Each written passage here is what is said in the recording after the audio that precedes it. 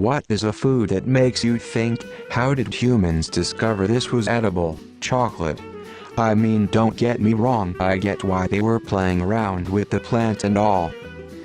The sheer process of getting to chocolate as a product is so weird and bizarre. https://en.wikipedia.org/wiki/chocolate processing and kinda gross, and then it comes out as the lovely candy we know and love, almost every edible mushroom. Lots of trial and error there, I bet. What the fuck was bread guy doing? What compelled him to collect tiny pieces of grain, dry them out, smash them into a powder, get them wet again, but not too wet, and then put the whole thing over fire? Potatoes. Early potatoes were small, hard, and poisonous.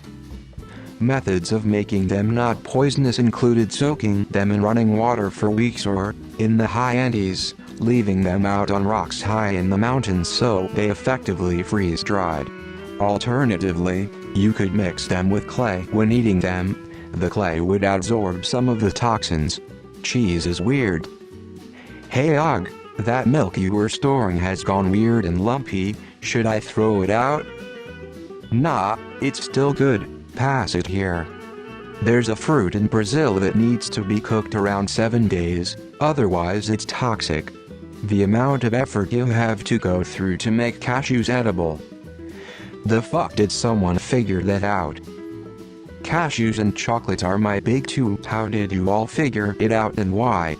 So many steps. Fugu. Let's eat this fish, dies. Okay, he died, let me try eating this other part of the fish, dies. Okay. How about I eat only this part of the fish? Not too bad. The first person to eat an oyster, how hungry was that motherfucker? Hey guys, I found a luggy in this slimy rock. Want some? Ever think about coffee beans? Hey, I'm gonna roast the seed, smash it up and drown it in hot water. Bet it tastes great.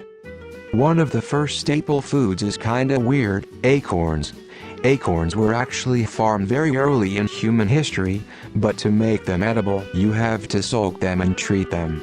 Sure, you see animals eat them all the time, but animals also eat tree bark and leaves.